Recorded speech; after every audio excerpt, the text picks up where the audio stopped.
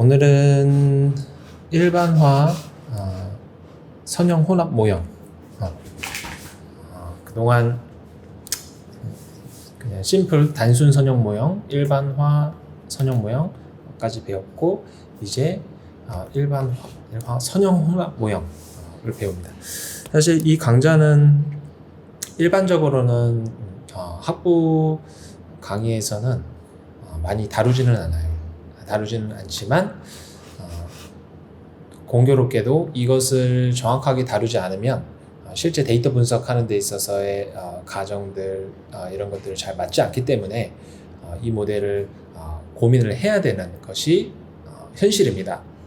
그것이 현실이지만 실제에 있어서는 잘 적용하지 않는 그런 모습들이 있어요. 근데 그 이유인즉 좀 몇 가지 이제 생각을 해보면 실제에서는 그래서 이 통계를 공부하다 보면 항상 현실과 실전 그러니까 이 현실이라고 하면은 어떤 우리가 생각했을 때 꼭 해야 하는 그 원리죠. 원리 그 원리적인 측면에서의 현실을 말하는 거죠. 이 원리는 그런데 실전에서는 하지 않는다라는 것은 갭이 이제 발생하게 되는데 그 갭이 이제 일어나게 되는 근본적인 이유를 생각해 보면 첫 번째는 그 실제의 분석의 결과물을 이용하는 사람들이 원하지 않는 경우가 있습니다. 첫 번째는 그 분석에 그렇게까지 분석을 할 필요는 없다. 이 정도까지 하자. 그러면서 타협을 하게 됩니다. 근데 타협을 하다 보니까 어떤 타협을 하냐면 원리에 맞지 않지만 원리에 맞다고 하자라고 하는 그런 타협입니다. 그래서 원리에는 맞지 않지만 그렇다고 하자. 이렇게 타협을 하는 경우가 이제 첫 번째고요. 이제 두 번째의 타협은 뭐냐? 두 번째 타협은 아니고 두 번째 이유는 이 분석가들 스스로도 잘 모른다. 분석가 스스로 데이터 사이언티스트의 무지. 그러니까 본인 스스로가 잘 못하는 경우죠. 근데 이 무지에는 이제 여러 가지 이유가 있는데 사실은 교육 커리큘럼에도 거기에 한 몫을 하고 있습니다. 우리나라 이 데이터 사이언스를 공부하는 교육 커리큘럼이 여기 보이는 이 혼합 효과 모형까지 끌고 가기에는 상당히 약간 무거운 면이 있습니다. 무겁다. 배워야 될 게 좀 많다라는 측면이 있다. 근데 실제로 많지는 않습니다. 다른 엔지니어링 관련한 이 교과목이나 이걸 비교해 봤을 때 사실은 데이터 사이언스에서 다루고 있는 원리는 그렇게 많지가 않아요. 생각보다. 많지가 않지만 어때요? 이상하게 이 스택 영역에만 오면은 무겁다, 어렵다, 통계 공부 이제 물어보면은 그거 어렵지 않아요 라는 그런 피드백을 굉장히 많이 받게 되는데 이러한 어떤 공동의 집단 무의식이 발현되어 있지 않은가라는 것이 제 생각입니다. 집단 무의식. 그러니까 무의식적으로 그냥 이 통계는 좀 무겁고 어려운 거다라고 생각하면서 자기 스스로를 합리화하는 그런 현상들이 많이 있는 것 같아요. 그래서 타협과 무지와 교과 과정의 정확한 어떤 스텝 바이 스텝이 논리적으로 배치가 되지 않은 그런 부분들이 이제 근본적인 문제라고 생각하고 또 세 번째는 또 좀 특이한 것이 이런 상황이 있으면서도 어드밴스드 고급 통계 기법의 소위 말해서 기승전결에서 전하고 결 사이에 있는 고급 기법을 마치 기 정도 했는데 갑자기 절정으로 치달을 수밖에 없는 그런 교육 과정도 있는 것 같은데 그게 이제 대표적으로 이 베이지안 기법을 다루는 기법 강의도 거기에 속한다라는 것이 제 생각입니다. 그래서 사실은 우리가 먼저 이런 일반화 선형 혼합 모형과 같은 것들을 어느 정도는 이제 가이드라인을 잡고 우리가 베이스라인을 삼고 그 다음으로 베이전 모델링으로 넘어가야 되는 부분들이 있어 보입니다. 실전 데이터 분석에 있어서는. 근데 그런 부분들이 도외시 된 채 먼저 절정과 결론을 먼저 치고 들어가는 그런 강의들이 있다. 그러다 보니까 소위 말해서 이런 무겁다라는 결론이 나오게 되는 것 같기도 해요. 그러니까 우리가 기본적으로 알아야 되는 것들이 기본적으로 많이 있는데도 불구하고 그거를 어떤 뭐 교과 과정의 그런 상황상 혹은 뭐 이런 부분들을 이제 좀 너무 가볍게 생각하는 바람에 쭉 결과적으로는 우리가 쭉 이렇게 순서대로 가지 못한 그런 부분들이 현실에서 발생하는 것 같습니다. 그래서 이 부분은 이제 꼭 그래서 그렇게 기억을 하고 있어야 됩니다.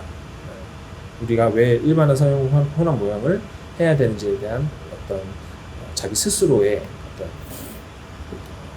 정당화, 자기 스스로 인정하고 납득이 되는 그런 과정이 필요합니다.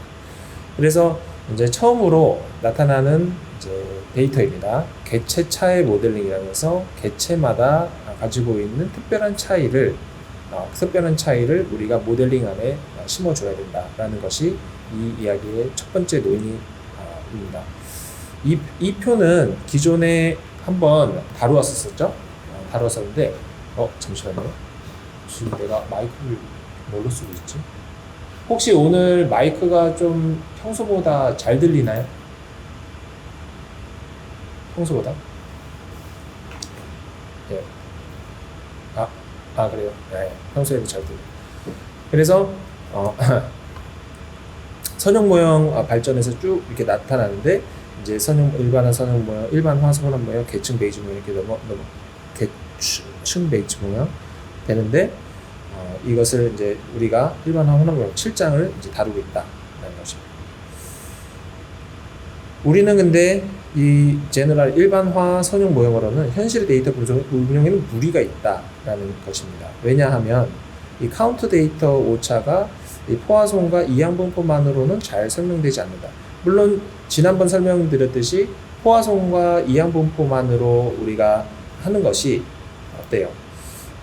그것만으로도 사실 어느 정도 됐다라고 말씀드렸는데 실전으로 더 가보면은 그것조차도 안 된다라는 것입니다. 예를 들어서 모든 개체의 설명 변수가 동일한 값으로 됐다라고 하면은 어때요?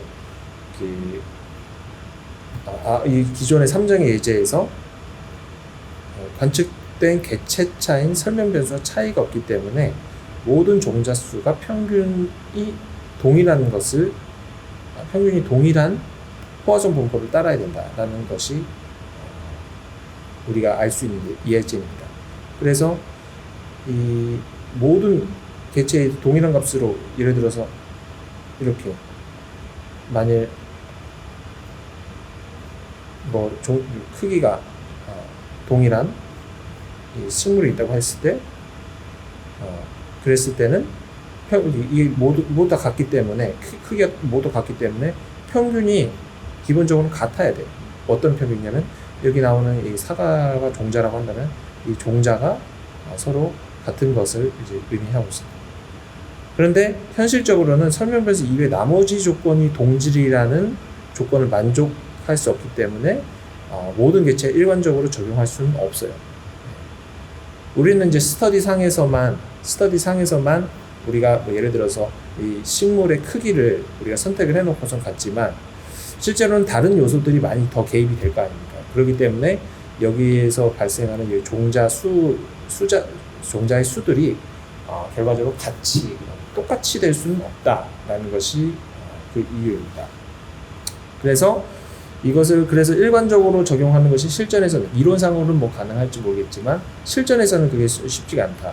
다른 잠재 요인들이 있기 때문에 그래요.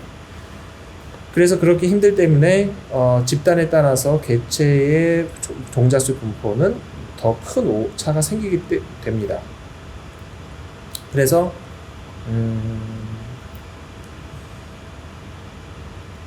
우리가 무엇인가 원인 불명인 개체차가 있다라는 사실은 통계 모형으로 표현할 수 있다라는 것이 우리가 다루었던 내용이고 무엇인가 있다라고 해서 그 개체차를 어떻게든 우리가 설명 변수화 시키고 설명 변수를 뽑아낸다든지 아니면 우리가 이해할 수 없는 어떠한 혹은 뭐 설명이 불가능한 변수를 집어넣어서 그 변동성을 뽑아내겠다. 이렇게도 가능하다라는 이야기입니다. 구체적인 내용은 이 수식을 보면서 말씀드릴게요. 그래서 대부분은 이 믹스드 모델, 혼합 효과 모델을 사용하는 것이 보다 적절하다라는 겁니다. 혼합 효과. 그래서 원리는 뭐냐면 이 데이터의 오차는 원래 그 반응 변수의 분포는 이항 분포, 포화선 분포로 하고, 그리고 개체가 가지고 있는 오차는 정규 분포로 나타내서 여러 개의 확률 분포를 도구로 하게 됩니다. 기존에는 이 원리대로 한번 생각해 보면 결과적으로는 우리는 모델링을 할 때 여기 있는 종자수들만, 그리고는 여기 있는 이 종자수들 있죠? 이 종자수들만 가지고 이게 포화선 분포냐 이항 분포냐 이렇게 얘기를 했었잖아요. 그런데 여기서가 플러스해서 여기 보이는 이 종자의 크기, 아니면 식물의 크기, 이 식물의 크기도 우리가 랜덤성을 가지고 있다. 혹은 이것마저 오차가 있을 수 있다. 그러니까 이 변동이 가능한 부분이 있다. 라고 생각을 해서 여기에 추가적인 죄송합니다. 여기서는 이 결과적으로 설명 변수 이외에 불명의 개체가 있고, 그리고 개체 간의 오차, 설명 불명이죠. 설명 불명에 무엇인가의 오차가 있어서 그것이 결과적으로는 여기에 있는 종자수에 영향을 미친다라고 생각해서 그 설명 불명의 오차를 여기에 개입을 시키고 싶어 합니다. 이 모델 안에. 여기 관측된 변수 이외의 것을 말하는 겁니다. 관측된 이외에 무엇인가 있을 수 있겠죠. 그래서 여기서 보지만 이 용어는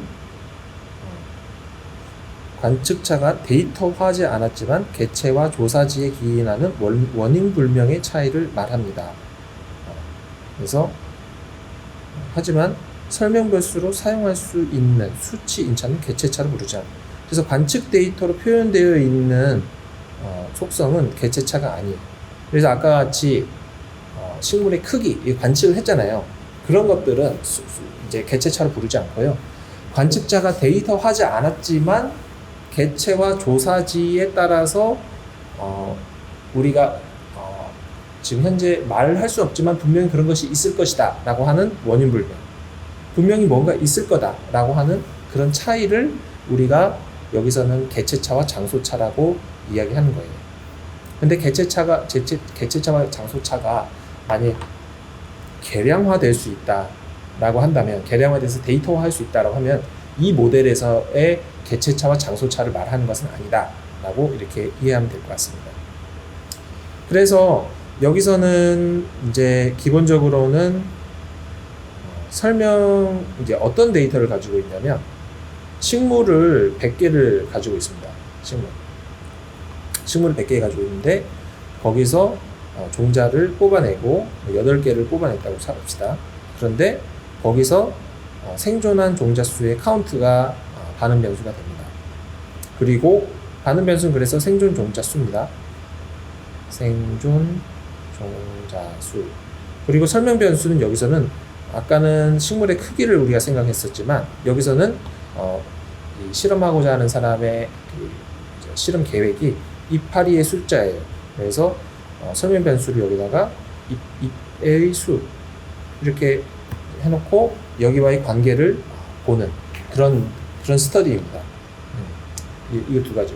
그래서 마음 같아서는 종자수와 잎의 수가 생존 종자수의 그 생존의 종자수의 설명을 100% 해주면 좋겠지만 그렇지 않고 무엇인가 다른 게 있다면 그것에 대해서도 모델링을 해줘야 되겠죠.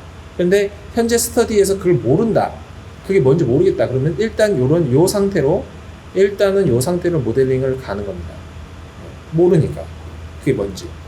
그래서 우리가 한번 해보는 거고요. 그리고 이제 처음에 우리가 맨 처음에 해야 되는 게 그거라고 그랬었죠. 그 탐색적 데이터 분석해야 된다고 했었죠. 그래서 잎의 수와 생존 종자수와의 관계를 보니까 생존 종자수는 이렇게 카운트가 되어 있고 이파리의 수는 2, 3, 4, 5, 6 이렇게 되어 있죠. 그리고 찍어보니까 이렇게 여기는 좀 많은 카운트가 찍히고 여기서도 좀 상대적으로 많은 카운트가 찍히고 여기는 좀 없어요. 그러다 보니까 많이 리니어 모델 우리가 그러니까 선형성을 갖는 어떤 직선으로 표현을 한번 해본다면 이런 식으로 이제 표현이 되겠죠. 하지만 여기 보이는 무수히 많은 점들 여전히 많이 있죠. 이런 점들은 이 선형성으로 이 영역에 있는 점들은 선형성의 모델로 표현되지 않는 전반적으로 다 이 잔차가 되겠죠. 이런 차이. 이런 차이는 다 모델이 설명하지 못하는 것들이 될 겁니다. 멀면 멀수록 더 모델이 설명 못하게 되겠죠. 그래서 이러한 상태의 데이터를 가지고 한번 우리가 연구를 한번 해보겠습니다. 그래서 우리가 우선은 우리가 모델링 하고 싶어하는 개체는 모델링 하고 싶어하는 생존 확률입니다. 생존 개수가 아닙니다. 생존 개수가 아니고 생존 확률. 그래서 우리가 8개 조사의 종자를 수를 우리가 했을 때 그 8개가 고정이 됐고 그랬을 때 거기에서의 생존 확률을 물어보는 거죠. 생존 확률 P. 그래서 이 P에 대해서 우리가 모델링 여기서는 Q라고 하죠. 이 책에서도 Q라고 이용하네. 보통 P라고 많이 하는데. 그래서 Q에 대해서 우리가 모델링 하려고 했을 때 바로 안 되니까 이렇게 로직 변환을 한 이후에 그리고 선형 예측식을 한다고 했었죠. 그 뒤에 모르면 뒤에 한번 좀 책을 보십시오. 그리고 나서 이것을 기반으로 우리가 모델링 했을 때 이 Q를 만드는 Y가 바이노미얼 디스트리뷰션을 따르기 때문에 바이노미얼 그래서 그걸 이용해서 어떻게 이렇게 덴시티를 뽑아내고 그 덴시티를 기반으로 조인트 디스트리뷰션인 로그 우도 함수를 뽑아낼 수 있고요. 이제 그걸 기반으로 해서 우리가 이 로그 우도 함수를 최대화 시켜주는 절편 베타1과 베타2를 뽑아낼 수 있다라는 것은 우리가 그동안 알아온 것입니다. 하지만 우리가 이 곡선의 기울기 참 기울기 1과 비교할 때 추정된 기울기 이거는 꽤 작은적으로 추정되었다라고 나옵니다. 근데 이거는 이 데이터는 시뮬레이션 데이터에서 참 기울기를 상정하고 뽑아낸 데이터이고요. 근데 그렇게 랜덤하게 뽑은 데이터가 참 기울기와는 좀 이렇게 차이가 있다라는 것이었어요. 왜 그러냐? 왜 그런지 몰라요. 어쨌든 근데 현재 이 기법, 이러한 Generalized Linear 모델을 기법으로 한 이 로지스틱 모델은 참 기울기와는 조금 차이가 있는 방법으로 결론으로 나오게 됐다라는 것입니다. 그러면은 처음으로 우선 우리가 뽑아낸 이 데이터가 Y의 분포가 이항 분포에 있는지 먼저 보겠습니다. 그래서 잎의 수가 4개인 경우에 여기 있는 데이터들이 보이죠? 이것을 분포화 시킵니다. 분포화 시키면 어떻게 되냐면 여기 가운데는 여기 한두 개밖에 없고 끝으로 가면 많이 있죠? 그러니까 생존 종자수가 많고 좀 완전 적거나 두 개죠. 그러다 보니까 여기 나온 대로 분포를 그리면 이렇게 돼요. 이게 덴시티가 됩니다. 그러다 보니까 어때요? 생존 종자수의 변화에 따라서 개체수, 이 히스토그램을 그린다면 이렇게 그림을 그릴 수가 있겠죠? 이렇게 그림을 그리면 이게 덴시티가 되는데 여기 있는 요런 덴시티가 실제로는 이항분포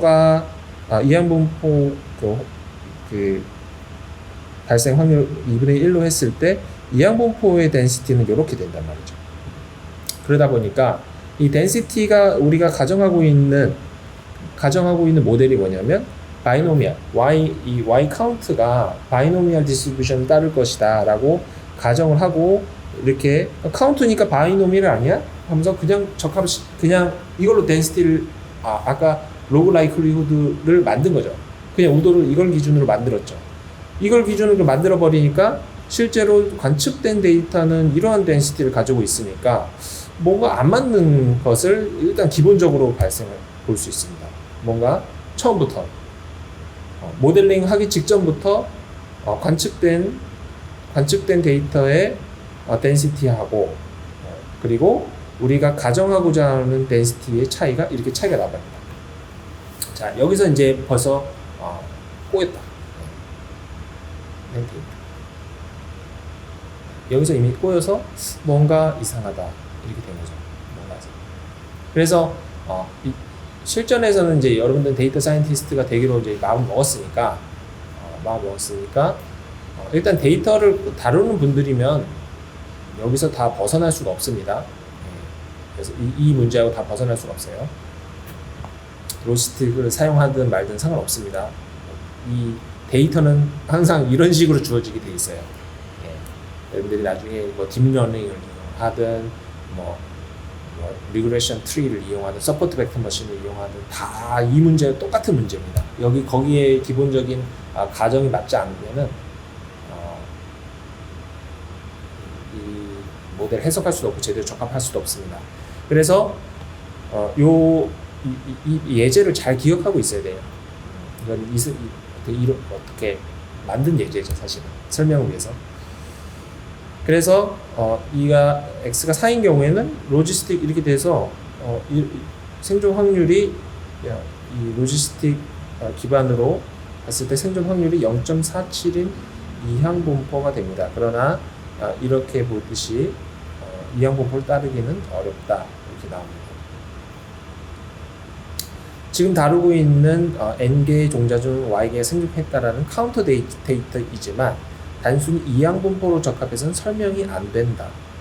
그래서 무리하게 해버리면 올바른 추정이 안 된다. 이렇게 결론을 내립니다. 이항분포로서 기대되는 것보다 큰 오차를 가지는 것을 과분산이라고 합니다. 이항분포로부터 그래서 지금 같은 경우에는 실제로 계산을 해보면 과분산, 이항분포로 가정한 것보다 분산이 과하게 돼 있어요. 근데 뭐 이 그림만 봐도 분산이 과하죠, 사실은. 맞죠? 왜 과하죠? 상식적으로 봤을 때 과하죠.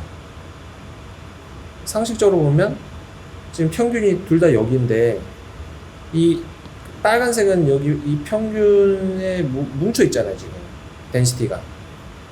그런데 이 파란 선은 어때요?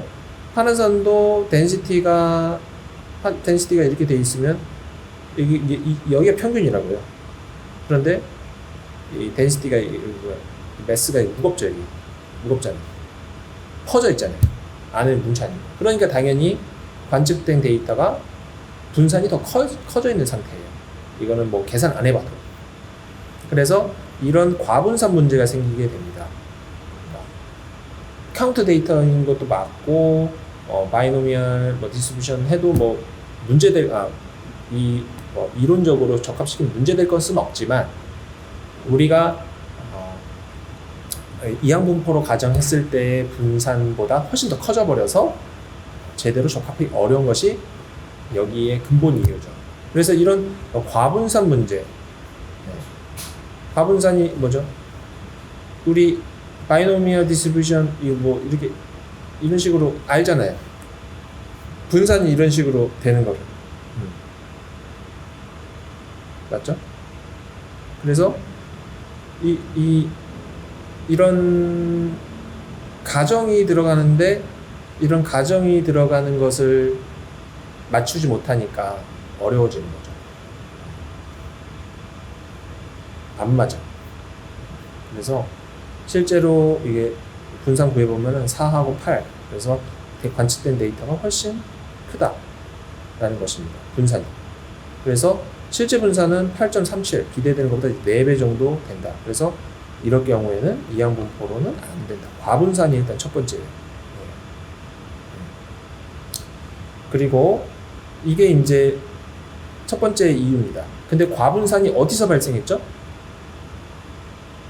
과분산이 어디서 발생했는지가 되게 중요해요. 이 모델에서.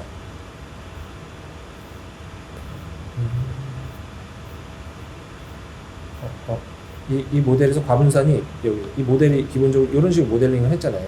과분산이 지금 여기서 이미 벌써 과분산이 발생해 버렸어. 우리가 가정했던 이 반응 변수에 대해 가정한 디스트리뷰션 과분산 먼저 발생합니다. 그리고 관측 그리고 또 과분산이 이제 어디서 발생할 수 있느냐? 그리고 과분산은 여기서 나오듯이 관측되지 않는 개체차가 있어서 초래하는 과분산이 있습니다. 개체 간의 차이, 관측이 되지 않았어요. 아까는 X 이 설명 변수가 있는데 그 설명 변수가 충분히 설명 변수 이외에 또 다른 관측돼야 될 것이 있어야 되는데 그게 측정이 안 돼서 생기는 과분산이 있습니다. 그래서 겉으로 보이기에는 똑같아 보이는데 이상하게 어떤 상황이 발생했느냐? 식물은 다 똑같이 보여요. 그런데 극단적인 예제로 8, 0 이게 지금 이렇게 하얀색 원이 없는 겁니다. 생존 종자수가 검은색이 있는 거고요.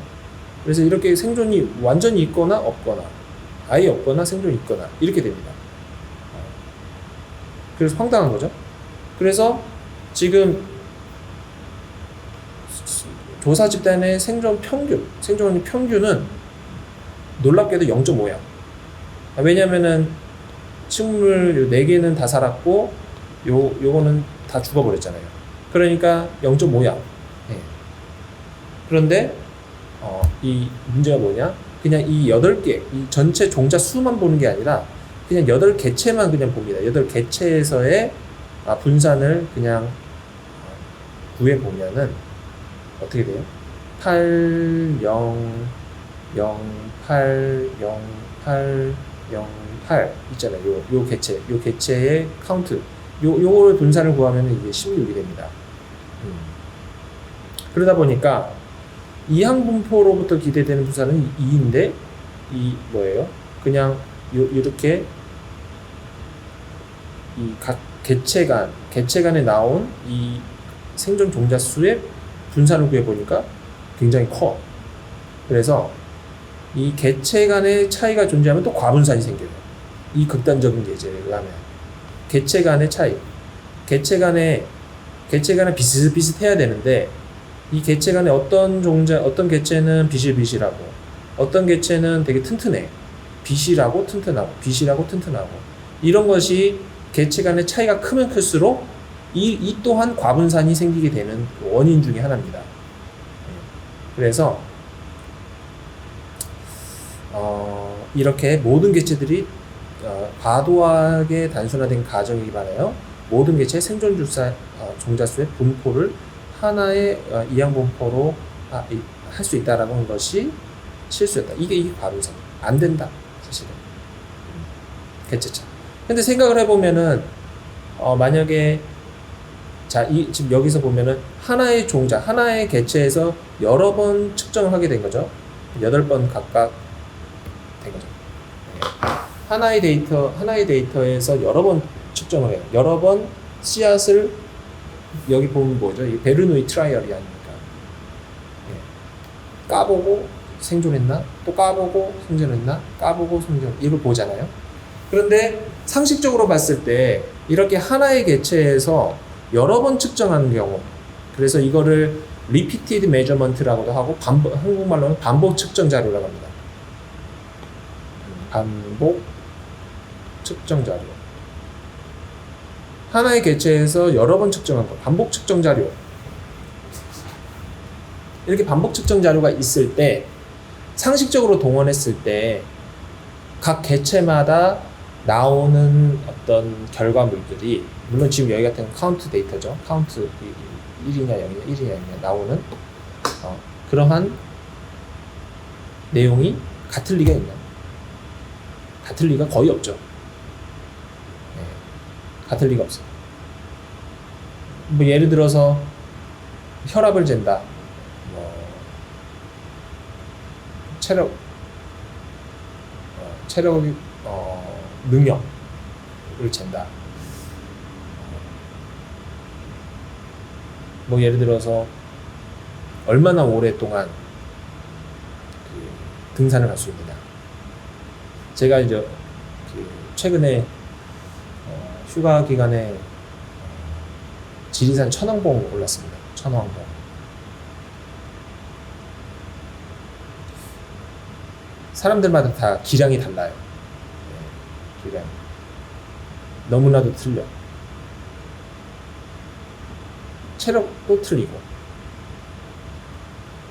같은 집단 안에서 예를 들어서 40대, 제가 40대잖아요. 그럼 40대 내에서 그 집단 안에서 여러 명을 조사해서 했다고 칩시다. 그럼 그 집단 간 차이를 볼 때 그 집단 안에서도 차이가 날 거 아니에요. 그래서 한 집단, 한 개체에서 반복을 측정하는 것들은 사실은 그러니까 이 모든 개체가 동일할 가능성이 상당히 낮죠. 맞죠? 그래서 그거 자체가 실수였다라는 것입니다. 그래서 여러분들은 앞으로 한 집단 혹은 뭐 한 개체 동일 그룹에서 조사가 되는 그 데이터들을 다른 집단, 다른 개체에서 조사된 데이터와 같은 존재라고 보고 가면 안 됩니다. 그걸 반드시 그 다르다라는 것을 인지하고 있어야 돼요. 설령 똑같은 방법을 이용해서 분석을 하더라도 그것을 꼭 인지하고 있어야 돼요. 그래야지만 나중에 문제가 터지면 그거를 해결해야 될 때 어느 지점을 공략할지 할 수 알기 때문에 그렇습니다. 어느 지점. 그래서 여러분들이 그 부분을 잘 봐야 돼요. 통계의 함정을 벗어나야 됩니다. 제가 뭐 자주 드는 예제지만 코로나 바이러스 백신 이거 도대체 어떤 기준으로 랜더마이제이션 하고 어떻게 샘플링을 했는지에 대한 고민을 해야죠. 그냥 뭐 백신 맞으면 부작용 생긴다 이렇게 성토하기만 하지 말고 그거 말고 또 여러 가지가 많죠. 모든 통계 분석을 기법으로 하는 데이터가 각각의 그 개체 간의 차이가 있다라는 거죠. 그러면 그 개체 차를 모델링하는 데가 반드시 집어넣고 가야 된다라는 것이 기본이에요. 관측이 되지 않는 개체 차는 무엇인가? 네.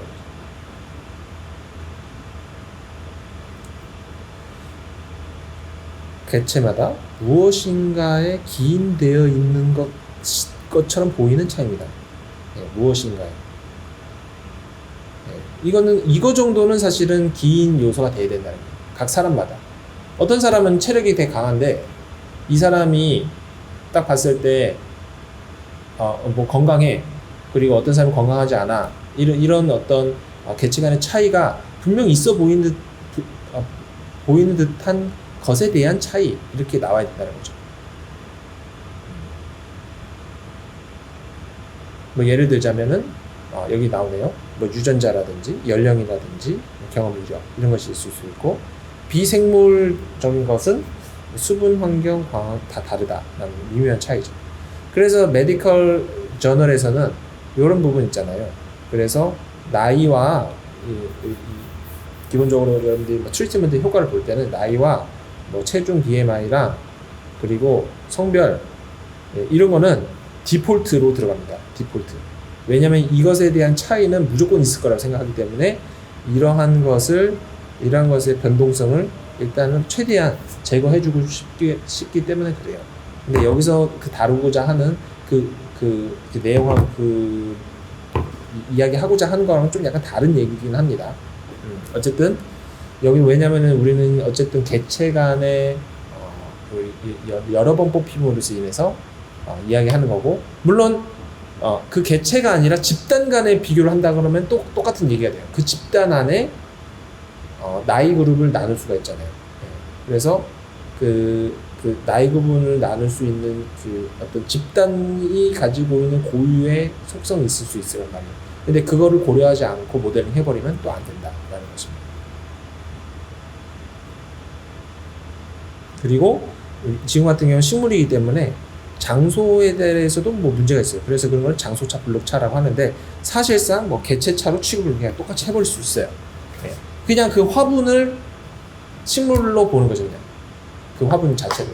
그리고 그 식물 안에, 그 화분 안에서 나오는 그 종자수의 차이를 다른 화분이랑 또 비교해 보니까 그 화분끼리 비교해 볼 수 있잖아요. 그 화분 하나가 유닛이 될 수 있잖아요. 그래서 한 유닛에서 여러 번 측정이 되는 그런 개념을 볼 수 있죠.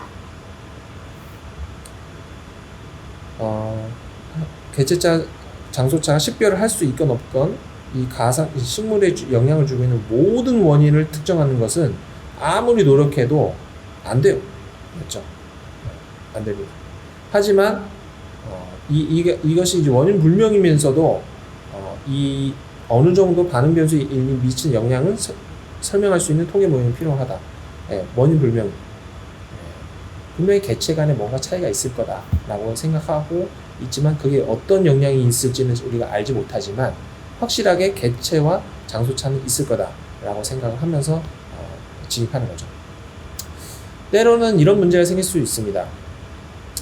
이 개체차를 무시하면은 한 개체에서는 굉장히 분산이 크고 정보력이 많고 샘플 사이즈가 많아요. 예, 그리고 어떤 집단에서는 상대적으로 샘플 사이즈가 작고 분산이 작다고 칩시다. 예, 혹은 뭐 샘플 사이즈가 같다고 해도 뭐 그렇게 볼 수 있지만 이렇게 샘플 사이즈가 작고 샘플 사이즈가 이렇게 크면서 분산이 크고 이럴 경우는 이 두 개 이렇게 딱 합치잖아요. 그러면은 여기 N 두 번째 집단에 있는 것이 싹을 무시당하는 그런 효과도 있어요. 그래서 분산이 이 분산에 dominated 됐다 이렇게 얘기합니다. 영어로 하면. 그래서 N2에서 가지는 고유한 집단의 성향이 있는데 이런 것들이 싹 다 무시당할 수 있다라는 것이죠. 그래서 이 집단 간의 차이를 잘 분할을 해서 이것을 유지한 상태로 분석을 하는 것이 중요합니다. 그래서 이런 것들은 이제 집단 간의 이제 바이올로지 하는 사람들은 이런 집단 간의 차이를 배치 이펙트라고 합니다. 배치 이펙트. 이 배치 이펙트를 꼭 봐요. 그래서 병원 간의 차이, 혹은 인종 간의 차이, 혹은 뭐 우리가 구분할 수 있는 유의미한 구분을 할 수 있는 알려지는 것들은 다 배치 이펙트로 컨트롤링 할 수 있고 그것을 여기서는 모델 안에 집어넣어서 해결하고 싶어 하는 거죠. 그래서 이 모델을 지금부터 보겠습니다. 지금은 생존 확률에 대한 모델링을 했었지만 여기까지만 성인 예측식을 했죠. 그런데 무엇인가 개체 간에 나타나는 랜덤한 어떤 무엇인가 있을 거다라고 생각을 해서 RI 이거는 뭐냐면 그냥 어떤 특정 분포를 따르는 그냥 값입니다.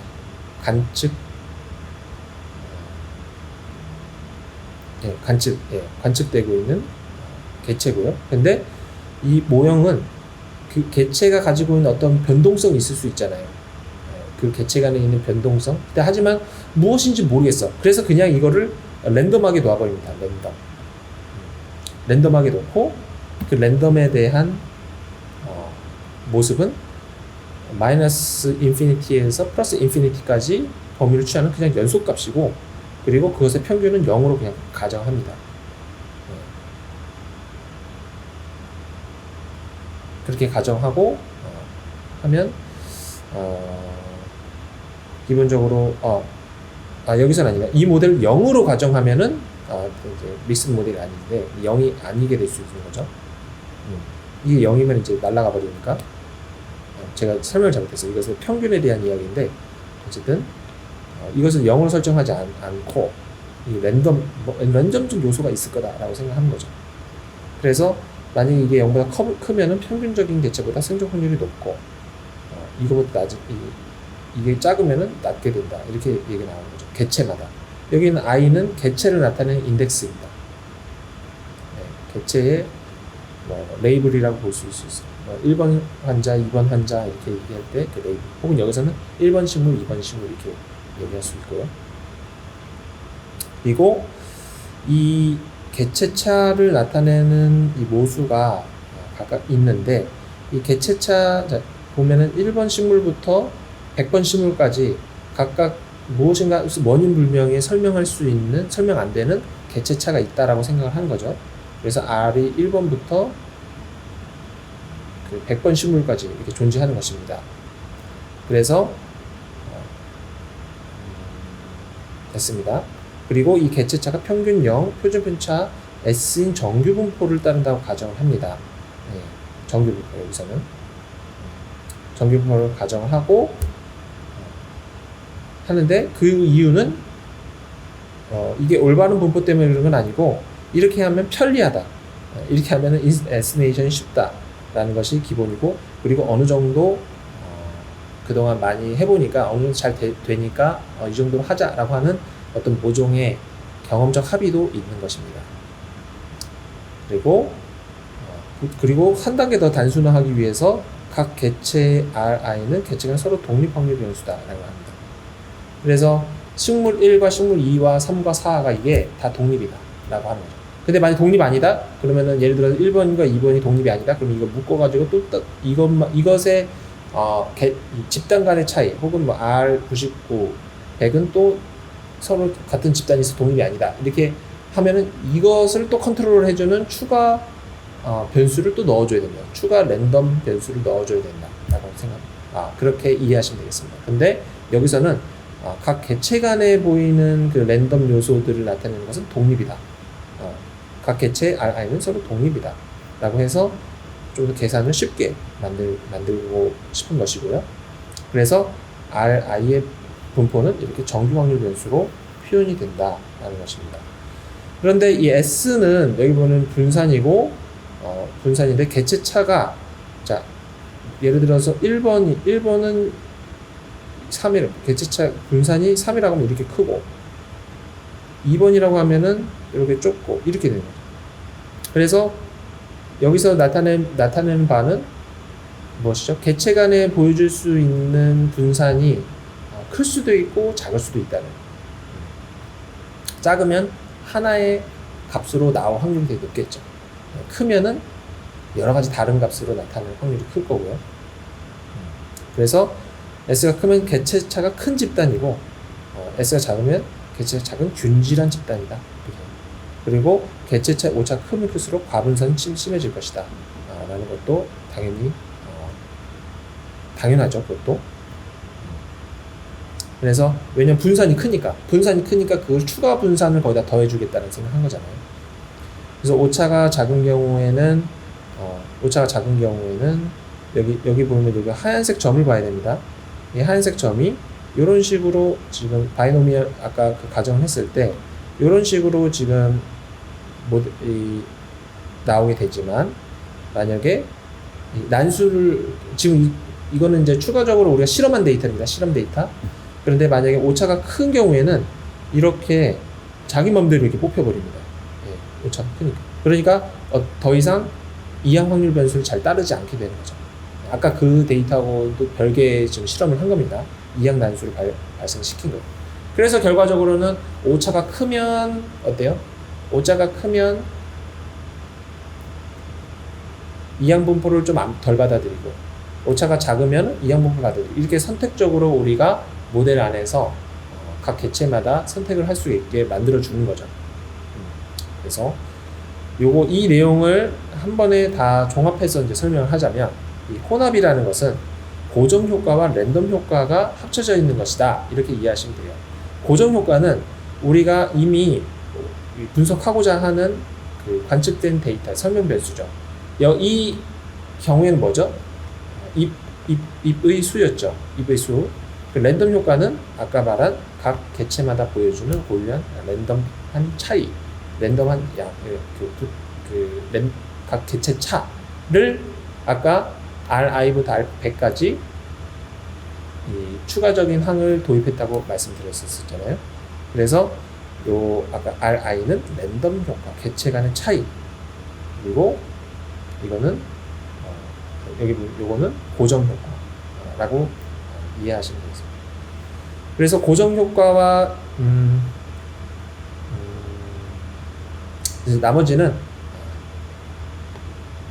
됐습니다. 그래서 이거는 고정 효과, 이거는 랜덤 효과입니다. 질문 있어요? 질문. 네.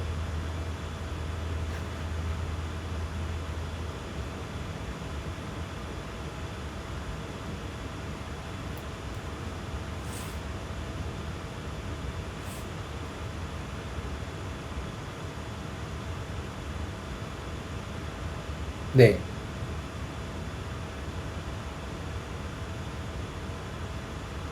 네.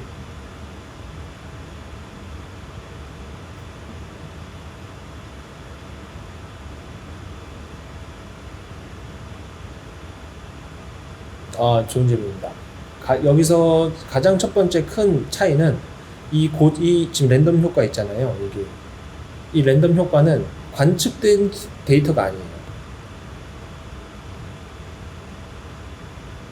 그런데 아까 그냥 일반 선형 모델에서 변수를 막 추가한다고 말했잖아요.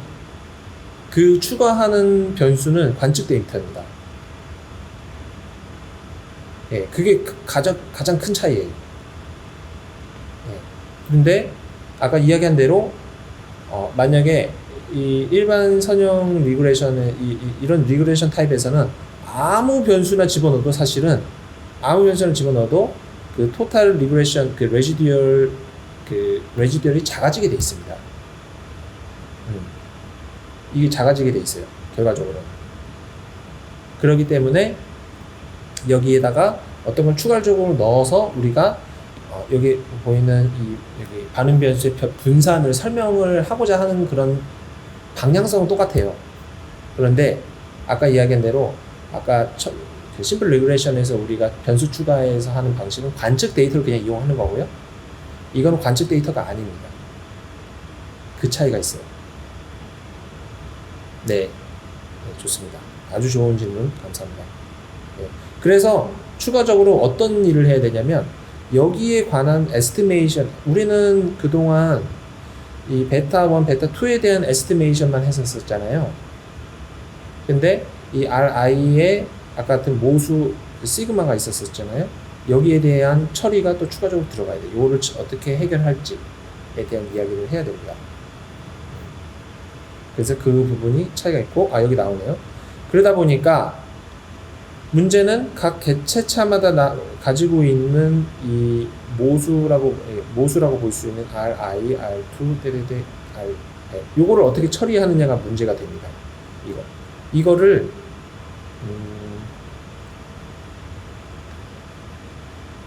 이 모수에다가 각각 공통된 분산 있죠. 그래서 토탈 103개를 처리해야 된다. 근데 이거 103개를 처리한다는 게 넌센스다. 베타 1과 베타 2만 가지고 지금 놀고 있었었는데 갑자기 랜덤 효과가 들어간답시고 100개를 각 개체차를 우리가 집어넣겠다는 거잖아요. 그럼 이거를 다 추정한다?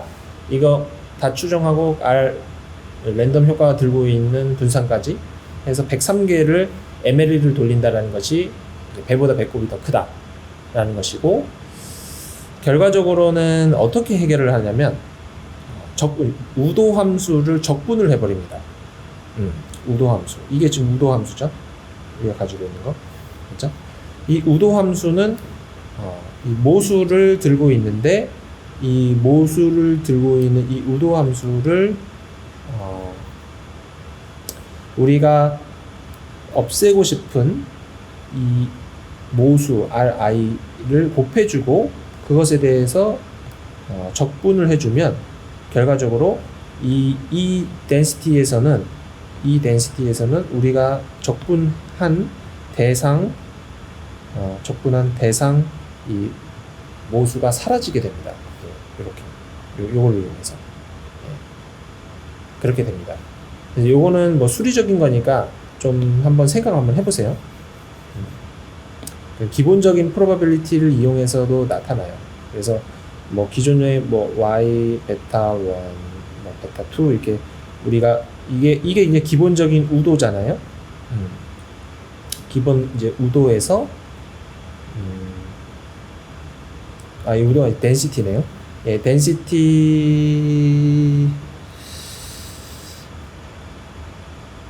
i번째 덴시티죠. i번째 덴시티는 무도나 뭐 결과적으로 우리가 독립이랑 한번 곱해버리면 끝나는 거랑 똑같아요. 그래서 이 덴시티에서 예를 들어서 뭐 베타 1에 대해서 우리가 적분을 하고 싶다 라고 이렇게 쫙 이렇게 해버리잖아요. 마이너스에서 이렇게 해서 d 베타 1 이렇게 하면은 덴시티가 이 결과적으로는 y 베타 2 이렇게 나와버립니다. 요거는 어떻게 생각을 하면 쉽냐면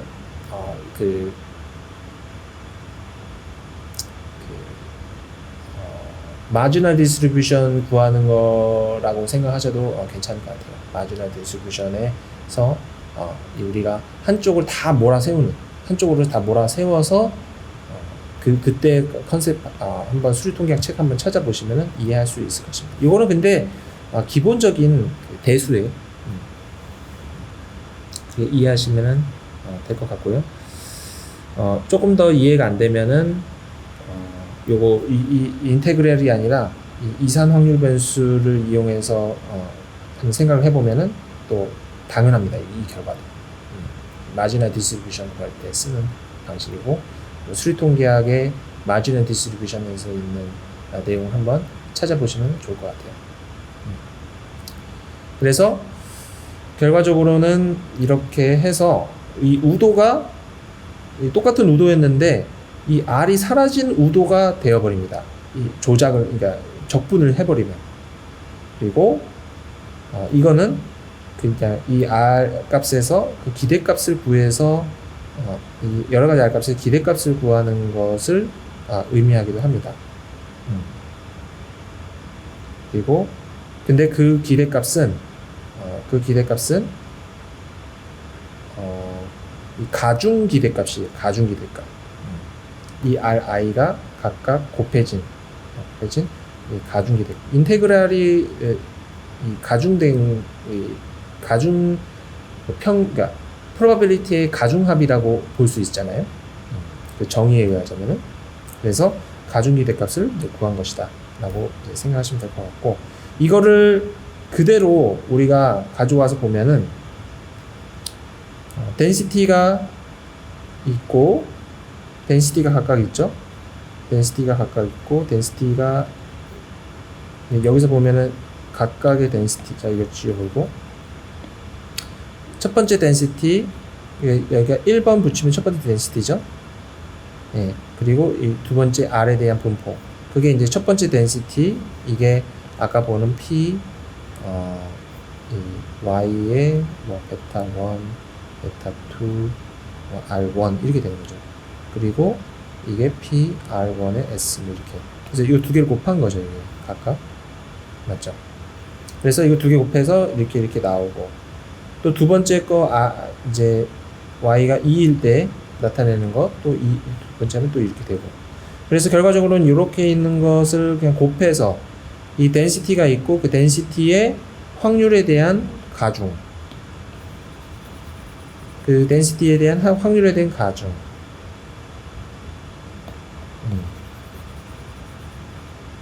그 덴시티의 각각의 여기서는 100개죠. 그 100개에 해당되는 것에 대한 각각 확률값을 가중을 하고 그것에 대해서 적분하면 다 더해버리는 거죠. 다 더해버리면 이렇게 분포가 나오게 됩니다. 이 혼합 분포. 요거 같은 경우는 아까 말했듯이 이 R에 대해서 기대값을 취한 경우에 우리가 덴시티를 구한다면은 이렇게 모양이 나온다. 그러면서 R에 대한 고민을 이 기대값으로 해결해 버리고 나머지 변수, 나머지 모수에 대해서만 관심 있게 되는 거죠. 결과적으로는 우리는 랜덤성에 대해서는 이제 관심이 없는 거예요.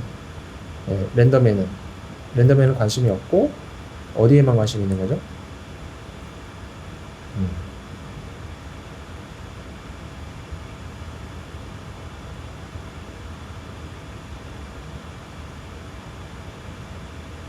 이게 베타 1과 베타 2에만 관심이 있죠. 이렇게. 그러니까 이제 요거를 이제 캔슬 아웃 시켜버리고 싶어요. 근데 요 테크닉은 계속 나타납니다. 요 테크닉을 하나 알아두면은, 그래서 우도 함수에서 내가 버리고 싶고 해결하고 싶은 것은 인테그랄 서메이션 테크닉으로 날려버리고 우리 내가 필요한 것만 취하겠다라는 그런 테크닉을 계속 쓰게 됩니다. 나중에 베이지안에서도 한 번 또 나와요. MCMC 테크닉의 일종인 테크닉 중에 하나가 그런 식으로 이렇게 인테그랄 캔슬 아웃을 시킴으로써 우리가 좀 지저분한 이 모수들을 없애버리는 그런 거를 우리가 해볼 수 있겠죠. 근데 또 한편으로 생각해 보면은 이거는 각각의 덴시티가 있고 덴시티를 어떻게 했어요? 합쳤잖아요. 지금 여기 같은 연속형 변수니까 인테그랄 썼지, 만약에 그냥 이산형 분포였다 그러면은 이산형 분포라고 하면은 서메이션을 썼을 거예요, 아마. 그걸 다 더할 때 분포를.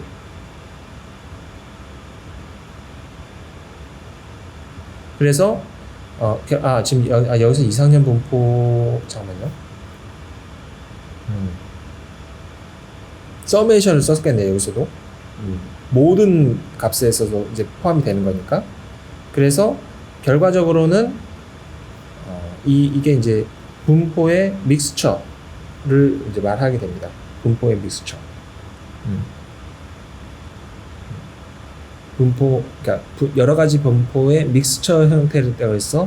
그래서 믹스처 덴시티, 믹스처 디스트리뷰션 이렇게 부르기도 합니다. 그래서 이러한 경우를 우리가 생각해 볼 수 있고, 지금 같은 이제 R 같은 경우에는 이제 연속형 변수니까 우리가 인테그랄. 근데 인테그랄이 지금 연속형 확률 변수니까 어쩔 수 없이 우리가 이 일반 서메이션이 아니라 이렇게 연속형 적분을 하게 되었고, 이런 경우를 여러 개를 한 거죠. 무한리에. 한두 개가 한 게 아니라. 그래서 이런 경우는 무한 혼합 분포 이런 식으로 얘기를 합니다. 그리고 이제 또 가중치가 이제 여기서는 보면 이항 분포고 여기서는 포화송 분포를 가지고 했을 때는 또 뭐 이렇게 분포가 나올 수 있다. 이런 이제는 예를 보여주는 거죠. 그래서 지금 뭐를 보여주고 싶으냐면 결과적으로는 이 논 자체가 우리가 이 각 개체의 랜덤 효과를 여기서 이제 이용하긴 하지만 궁극적으로는 이게 지금 모델 안에 있으면은 눈에 가시잖아요. 그래서 그거를 처리해주고 싶은 거죠. 캔슬 아웃 시켰다. 그렇다고 해서 반영을 안 하는 건 아니야. 반영을 안 하는 건 아니지만 이거를 소위 가중평균해서 더 이상 논의하지 않아도 되는 그런 우도 함수를 이제 이 I를 더 이상 논의하지 않아도 되는. 하지만 반영이 되어 있는. 이게 중요해요. 내 우도 함수에는 내가 평소에 관심 있어 하는, 내가 여기서 관심 있어야 하는 베타 1과 베타 2만 안에 들어가 있지만, 하지만 그렇다 그래서 RI 랜덤 효과가 반영이 되어 있는 우도 함수를 원한단 말이죠. 평균 값으로 반영이 되어 있는. 그래서 그 로그 우도 함수가 이런 식으로 구해질 수가 있습니다. 그래서 그 우도 함수를 이용해서 우리가, 자 보십시오. 그래서 두 종류의 분포를 혼합했고,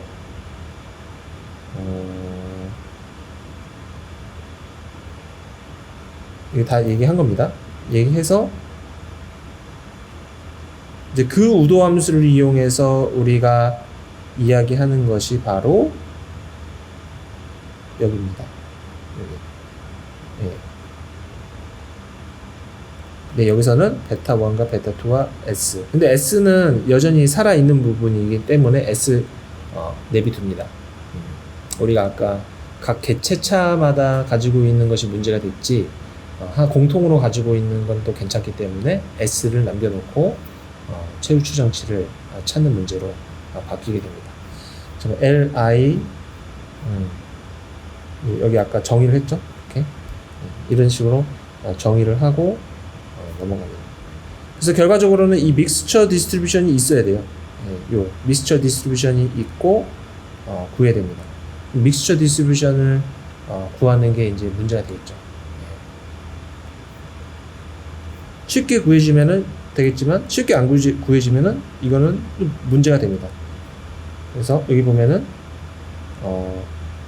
이렇게 무한개의 이항 분포를 혼합하여 평균보다 분산이 큰 것을 과분산 확률 분포로 만들어버려요. 분산이 더 크게. 그래서 이 분포를 기반으로 해서 우리가 아까 보여주는 그 로그 라이클리후드의 에스티메이터를 맥시멈 MLE를 구해낸다라고 이렇게 생각하시면 될 것 같아요.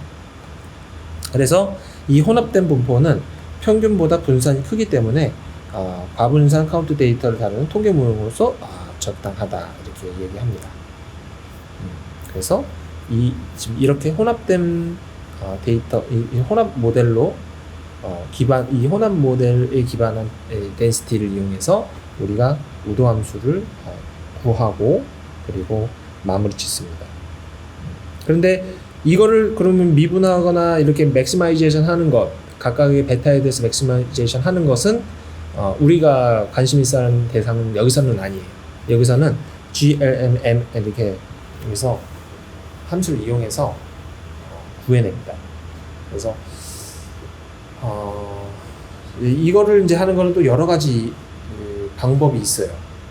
그래서 이거를 구체적으로 여기서 딱 상식적으로 보더라도 쉽지 않은 거라는 것을 알 수 있습니다. 쉽지 않아요. 하지만 여기서는 그것까지 얘기하지 않고, 그리고 일반적으로는 크게 보면은 어떤 Generalized Estimating Equation이라고 해서 뭐 소위 말해서 GEE라는 그런 기법이 있습니다. 그래서 그거는 이제 소위 좀 변형 형태, 라이클리후드를 어떻게 식을 교묘하게 짜맞춰서 하는 그런 방법들이 있을 수 있고요. 그리고 시행착오 방법을 통해서 랜덤 샘플링을 통해서 할 수 있는 방법이 또 있을 수 있습니다. 그래서 그런 방법들을 이제 여기서 얘기하고 있고, 그래서 많은 경우에 이런 반복 측정 자료를 이용해서 분석하는 경우에 실무에서 뭐 GEE를 써야 된다, 그래서 이렇게 얘기를 하는 경우가 거기서 나오는 겁니다. Generalizing Estimating Equation, GEE. 그래서 모수 추정하는 방법이죠. 모수 추정. 근데 모수 추정하는 방법인데 모수 추정하는 방법 중에 하나인 건데 GEE를 써야 된다, 이런 식으로 하는 사람들도 제가 봤습니다. 근데 그거는 사실은 정확한 얘기는 아니고요. 여기서는 믹스드 모델을 써야 된다, 이렇게 여러분들이 얘기해야 되겠죠. 믹스드 모델에서 그 소위 그 랜덤 이펙트를 제거한 이후에 그 혼합 모델, 혼합 덴시티에서 에스티메이션 하기 위한 기법이 그 기법이다, 이렇게 얘기하는 것이 맞는데, 또 이쪽 동네에서는 GE를 써야 된다, 이런 식으로 얘기하길래 이게 또 원리를 모르고 그냥 명칭만 기억하는 어떤 그런 왜곡된 현상이 발생했구나 라는 것들이 있습니다. 그래서 여러분들이 분석을 이제 현장에서 할 때는 나중에 뭐 취업을 하든 뭘 하든 이렇게 현업에서 할 거 아닙니까? 그때는 꼭 딱 얘기 듣고 척하면 탁 하고 이렇게 얘기하는 것도 사실 필요해요. 거기다 대놓고 갑자기 무슨 봉창 두드리는 소리야, 이렇게 얘기해버리면 안 됩니다. 이건 어떻게 보면은 통계하고는 좀 다른 얘기인데, 소위 뭐라고 해야 되지? 언더그라운드 밴드라고 해야 될까요? 이게 만약 예를 들어서 좀 주먹구구식으로 어떻게 이렇게 하는 거를 이제 그런 교육을 통해서 통계를 많이 배우거든요. 이제 그러다 보니까 소위 통계 부심을 가지고 있는 사람들도 많이 있습니다. 어떤 정규 교과정이나 이런 것들 통해서 하는 게 아니라 그냥 여기서 조금 저기서 조금 이렇게 하다 보니까 나름 준전문가가 돼 있어요. 그런데 그런 경우에는 물론 잘하시는 분들도 있는데 이상하게 모든 지식이 다 짬뽕이 돼 있어서 그게 더 이상 이게 뭔가 체계화되어 있지 않고 이상한 얘기 가끔 가다가 한 80%는 맞는 얘기인데 한 1-20%가 이상한 얘기를 갑자기 하는 경우가 있어요. 근데 그때 여러분들이 갑자기 뭔 소리지? 라고 하면서 갑자기 사실관계를 재정립하려고 하고 이렇게 뭔가 그 사람을 평가절하하려고 한다든지 그럴 필요는 없어요. 예, 그러면 안 돼. 그러면 싸움 납니다. 예, 그럴 때는 결코 그 사실관계를 이렇게 다시 재조정하려고 그러지 말고요. 너 잘못 알고 있어. 이렇게 이렇게 하지 말고 그냥 그러시냐고. 내가 한번 잘해보겠다고 하면서 일을 해주시면 됩니다. 예, 그게 팁이에요. 예, 거기서 이제 갑자기 이거 어디서 또 족보 없는 공부를 해왔네? 이렇게 하시면 안 됩니다. 그러면 싸움 나고 결과적으로는 여러분들한테 보복합니다. 나도 나름 열심히 데이터 사이언스 하고 통계 공부했는데 뭐지? 이렇게 하면서 네가 그렇게 잘났어? 이렇게 하면서 나랑 친해? 싸움합니다. 갑자기. 그렇게 되면은 잘 될 수 있는 일인데도 어려워져. 그래서 여러분들이 사실관계 바로 잡는 거는 나중에 공식적인 그 루트를 통해서 서면이나 이런 걸 통해서 하면은 그 사람들이 나중에서 이제 소리 소문 없이 다시 여러분들의 의견을 접수하고 알아서 그냥 고치게 되죠. 그래서 그런 식으로 하는 게 좋습니다. 이제 현장에서 분석 이제 하다 보면은 다 똑같이 원리를 기반으로 배우는 것은 아니거든요. 그래서 그건 하는 팁이니까 아시면 될 것 같고요. 현실의 데이터에서는 이렇게 믹스드 모델이 반드시 필요하다라는 것입니다. 거의. 그래서 물론 이렇게 과분산 유무를 조사해서 하는 경우도 있지만 일반적으로는 그렇게 다 보기 어렵기 때문에 동일한 개체 또는 동일한 장소에서 샘플링 됐다 그러면 일단은 이거는 믹스 모델 써야 되는 거구나 이렇게 거의 정형화된 툴로서 받아들이는 것이 맞습니다. 네. 당연하게 그렇게 되고요. 네. 그렇지 않은 경우는 참 다행이고 그렇지 않은 경우도 사실은 어차피 우리가 기대값으로 캔슬 아웃 시키기 때문에 어때요? 그래도 상관없는 거죠. 해도. 그래서 더 정밀한 모형이 된다 라는 것을 기억하고 있으면 좋겠습니다. 그래서 자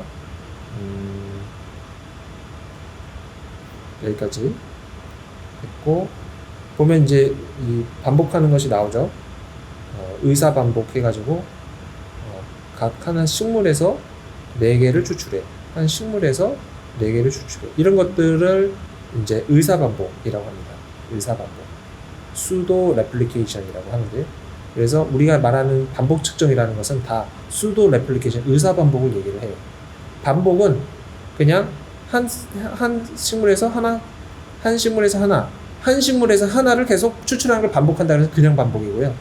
근데 요 반복을 우리가 이 믹스드 모델에서 말하는 건 아니고 수도 레플리케이션, 수도 하면은 이제 사이비 반복이라고 하는 거죠. 이 의사 반복을 말합니다. 때로는 화분에다가 여러 개의 식물을 해놓고서는 각각의 식물에서는 하나만 가져가. 그래서 이건 화분의 반복입니다. 아까 얘기했듯이 장소차에 해당하는 거라고 볼 수 있겠죠. 그리고 또는 화분 안에서 식물이 있는데 그 식물에서 또 여러 개. 화분 안에서 식물이 있는데 그 화분에서 또 여러 개. 그래서 여기 같은 경우는 개체차가 사실 2개예요. 카테고리가.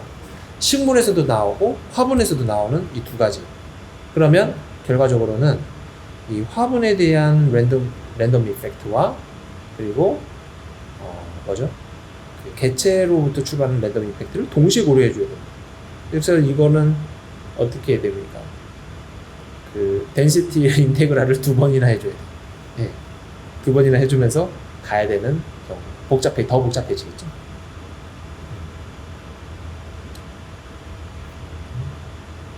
이거 다 제가 설명한 거고요. 읽어보면 다 압니다. 그래서 A, B, C, D 다 되어 있고 그래서 이렇게 개체차도 있고 장소차도 하면서 추가로 다 오차까지 추정하는 거는 수치 계산상 상당히 어려운 거예요. 예, 그래서 이렇게 개체차, 장소차가 막 점점 많아질 수 있잖아요. 더 이렇게 많아지면 결과적으로는 어려워져. 최후 추정으로는 해결되지가 않고, 예, 이 사실 수치 계산 어렵기 때문에 계층 베이즈 모델로서 넘어갑니다. 그래서 이렇게 고려해야 되는 그 랜덤 이펙트가 많다라는 경우는 궁극적으로는 이 최후 추정으로 믹스드 모델도 두 손 두 발 다 든다. 믹스드 모델도 두 손 두 발 다 드는 그런 상황이 온다. 라고 하는 경우는 어떻게 돼요? 계층 베이즈 모델을 통해서 넘어간다. 라는 것을 여러분들이 알고 계셔야 됩니다. 그래서 믹스드 모델, 개체차 다 동시에 고려한다. 이렇게 되면 이거는 안 되겠다. 베이지안으로 넘어가자. 이렇게 생각하면 될 것 같아요. 그리고 여러 가지 분포에 뭐 이렇게 나오는데 결과적으로는 다 똑같습니다. 똑같고 이항 분포든 음이항 분포든 다 그 반응 변수에서 돌아갈 수 있는 다 가능하다고 얘기하는 거고요. 그리고 정규 분포와 간박인 경우에도 당연히 반복으로 샘플 되겠죠. 그래서 그럴 경우에는 물론 고려해야 되는 패키지가 좀 달라진다. 믹스드 모델의 경우에 우리가 아까 에스티메이션 하는 그런 기법이 중요한 기법이 되거든요. 왜냐하면 모델이 복잡하니까 그냥 일반적인 그걸 쓸 수가 없어요. MLE를 그 MLE를 이렇게 딱 이렇게 아까처럼 무한 혼합 분포를 만들어야 되잖아요. 그 무한 혼합 분포를 만든 상태에서 그것에서 이제 최대 값을 갖는 베타 1, 베타 2의 그 에스티메이터를 그러니까 모수를 찾아야 되는데 그게 어렵다. 그렇기 때문에 그 각 디스트리뷰션마다 쓸 수 있는 패키지가 다르다 이렇게 얘기한 거고요. 그래서 그거는 아까 GLMM 나오면은 다 그 안에서 해결이 됩니다. 그래서 여러분들 크게 고민은 하지 않아도 되고요. 그래서 지금까지 얘기했던 거를 간단히 정리를 해보면 일반적으로는 과분산 때문에 GLM 적합 안 되는 경우도 있다.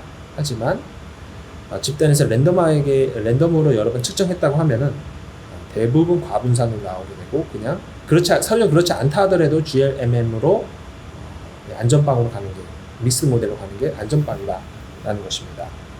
그리고 그 방법은 각 개체마다 가질 수 있는 랜덤 이펙트를 넣어서 모델링 하게 되는 거고 그리고 그 우도를 적분을 해버립니다. 덴시티를 적분해버리고 그 적분을 한 이후에 나온 그 혼합된 모델을 가지고 최후 추정을 하게 된다는 거죠.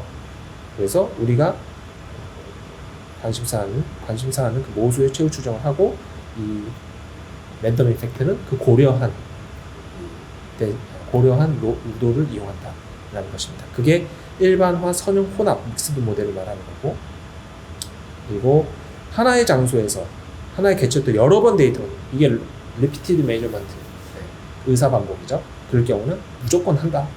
그렇게 생각하면 된다라고 생각됩니다. 그리고 개체자의 영향받는 부분이 집합이 있다면 그걸로 당연히 해줘야 된다. 그래서 종류가 무궁무진해질 수 있다. 무궁무진해지면은 그에 따르는 상응한 그 에스티메이션 부담은 우리가 다 져야 되니까 결과적으로는 그 베이지안 모델 진짜 복잡한 모델을 그냥 컴퓨테이셔널한 측면으로 그냥 퉁쳐버리게 되는 거죠. 여러 가지 덴시티가 한 번에 들어왔을 때 이제 그런 것들의 방법을 최종적으로 배우고 모델링의 끝판왕을 깼다라고 생각하면 될 것 같습니다. 그래서 이 히스토리를 잘 기억을 해줘야 됩니다. 그래서 여기서 보면은 다양한 개체차, 장소차를 고려해봐야 됩니다. 그래서 개체차, 장소차 동시에 고려한 것도 있어요. 그런 것도 10장에서 한번 다루게 되고요. 근데 이게 이제 쉽지가 않기 때문에 그렇게 생각될 것 같고